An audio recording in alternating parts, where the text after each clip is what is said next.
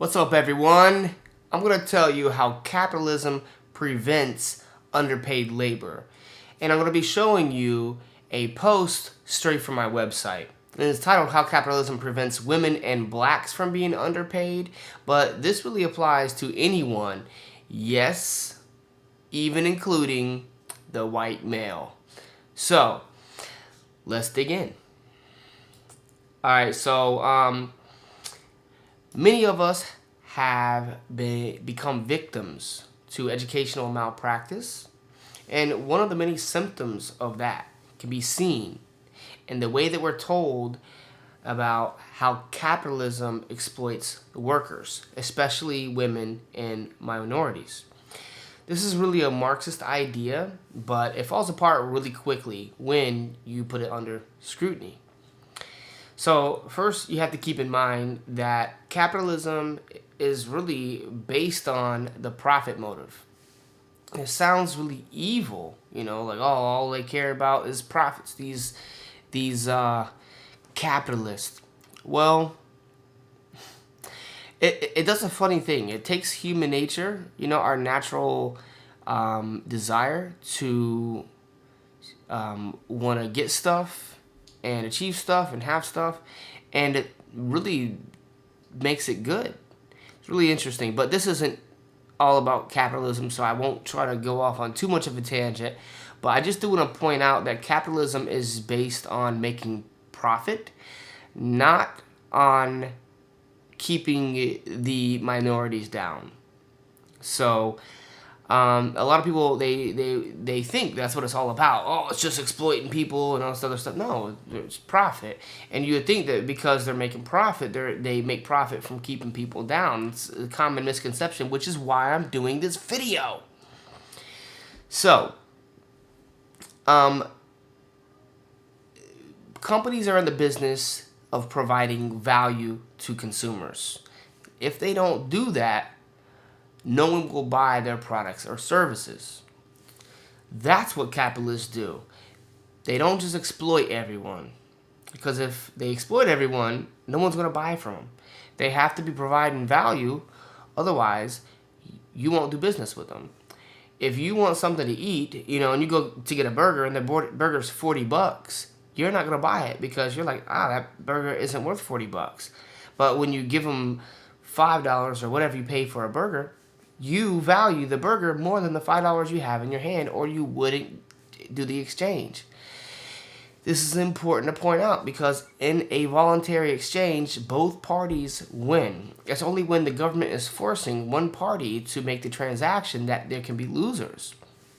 And that's what the essence of socialism is. It's getting this group of people imposes their will on this group of people by government force, and this group of people have no say, so they're forced to buy this product or service, such as healthcare or whatever else, for this other group of people. That's how you get losers. So the profit motive is actually a good thing. It incentivizes people to provide value for others, and as long as it's voluntary and no one's being coerced, each party gains from each transaction. So the more people that we have around offering value, the higher all of our standard of living is. So the capitalist is always looking to serve more people. All right, I have to tell you one more thing before I get into how it actually works, right? Before I tell you how capitalism prevents underpaid labor. And I have to tell you that there is a difference between capitalism and crony capitalism. Most people blame capitalism on the things that are caused by crony capitalism. When I say capitalism, what I mean is free market capitalism. So that means that there's no intervention from the government. That means, like a lot of times people are like, oh, they blame things like GMOs for on capitalism. They're just trying to make profit. Well, GMOs is really allowed to thrive because of socialism. The government pays the GMO farmers subsidies, which makes the GMOs really cheap and gives them an unfair advantage in the marketplace. A free market, maybe the price of the animal feed would be a lot cheaper because a lot of the GMOs goes to animal feed. So they would be, if people are willing to pay for grass-fed beef, then and the GMO feed isn't so expensive, it might make more sense for the farmers to raise the animals right. But because the GMO farmers sell their crops at not only a discount but at a loss, it's hard for someone who isn't getting government subsidies to compete because they have to make a profit. You see, so the bank bailouts. When Obama was bailing out these banksters, that's not capitalism. Capitalism would let the banks fail. They're not too big to fail. That's not a free market. The Federal Reserve having a monopoly on creating money for us. That's not a free market. So a lot of these things that people blame on capitalism is because there's an agenda against capitalism, and we have some capitalism, we have some sort of a free market, but we also have some socialism. A lot of this is crony capitalism, and the problems caused by crony capitalism are blamed on capitalism so that they can bring in socialism. So monopolies are created with the teaming up of government and business. It isn't a free market because a free market allows other competitors to come into the space, which prevents monopolies. All right, so here's how capitalism prevents underpaid labor. The easiest way to look at it is that people work for the best opportunity they can work for, right? So whoever is paying that person the $10 or whatever per hour, that's probably the best opportunity that person has. As long as the labor is voluntary, it's not like someone's forcing you into labor, then you're going to choose the best opportunity for you. So they're not exploiting you. Your employer is giving you the best opportunity available to you. And if you have better opportunities, then go work for someone else. Why would you work for someone, for $10 an hour if you can make $50 an hour doing the same thing? So we got to get that out of our minds, that we're all being exploited by the employer. Because why not just create your own business? Why not just create your own income? If you're getting exploited by this employer, why not make your own money? Why let them exploit you? Why not do something else? Well, it's a totally different thing when you start your own business, and that's why people they don't, they work a job. You have to have money. You save up money to start a business. You take a risk. You may not even make money in your first year or 5 years in business. You may not ever make money. It may not work out. You might put in 2 years starting a business and it never produces any money, whereas you start making money from day one at a job. I'm digressing a little bit, but stick with me, guys. All right, so again, if someone can make $15 an hour at a job, they're not going to work $10 an hour at a job next door, right? So employers pay people based on what the value of their labor is worth. If an employer pays you less than you're worth, you can just get a job somewhere else paying you what you're worth. And let's say, for example, a guy gets paid $12 an hour for the work he does. If there was a girl that could do the same job equally well, why wouldn't the same employer pay the girl just as much? If the girl is willing to work for $11 an hour, the employer would be throwing money away if they paid a guy to do the same job at $12 an hour. You know what? You think employers are going to, they're looking for positions and they're like, oh, well, we got guys and girls applying and let's get some girls in here at $11 an hour, but those guys, let's just give them an extra $1 an hour because they're guys. No, why would they give them more? They're just giving their money away. Remember, capitalists are in the business of making money. They're not in the business of handing away free money to guys. That's ridiculous. All right, so if the girl was willing to work for $11 an hour, the employer would be throwing his money away in that sense, right? So if the employer had 5 girls and 5 guys working for him, and though they all did the job equally as well, but eventually he would come to his senses and say, well, why am I even hiring guys? I'll just hire all girls and save the money. Because reducing cost means more profit. And everyone wants more profit. In fact, if it's a corporation that's traded on the stock exchange, by law, they're required to increase profits. So let's stick to the same example. Let's say this guy has guys working for him for $12 an hour, and he's paying girls that do the same job just as good for $11 an hour. Well, here's how capitalism acts as its own self-regulatory system. Another entrepreneur could notice, he's got a bunch of guys working for him that he's paying $12 an hour to do the job.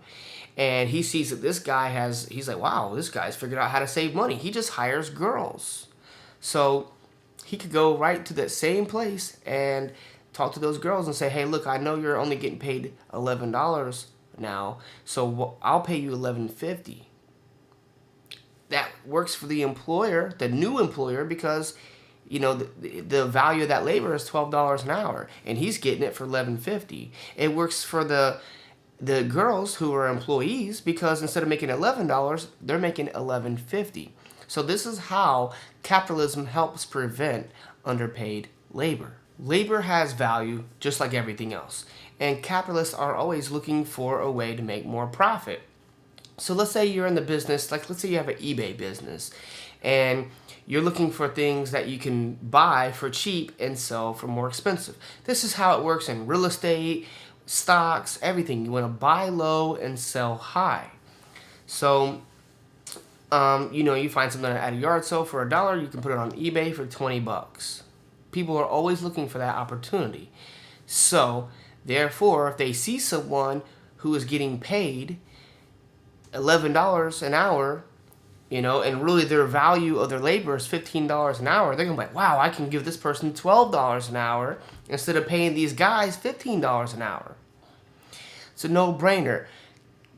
Capitalists are in the business of making profits, and the way that you make profits is you find deals like that. You find ways to save money. Nobody is going to be paying guys extra for their labor just because they're a guy. And if they're underpaying the women, there's going to be another entrepreneur that will come along and say, hey, I see, this person's labor is undervalued. I can give them a little bit more, and, boom. So that's how it works. All right. So I know there's going to be some people out here that are wondering, well, what about the gender gap? It's a good question. I'm glad you asked. The gender gap is just a lie. We all know that they can lie with statistics and numbers. So the way that the gender pay gap works is the way that they figure out the numbers is they just add up the average income of women and the average income of men. And they say, oh, on average, men make more money than women doing the same job. Here's the catch. What they didn't factor into those statistics is how many hours were worked. How many hours each gender works makes a difference on how much you're going to get paid that year, right? It's simple, but it shows they're not telling you the truth. They're misleading you for a reason, and that's why I'm here to clear it up. All right, so one of the reasons why women work less on average than men is because women get pregnant. They end up leaving work before they have the baby a lot of times. And after they have the baby, they go on maternity leave.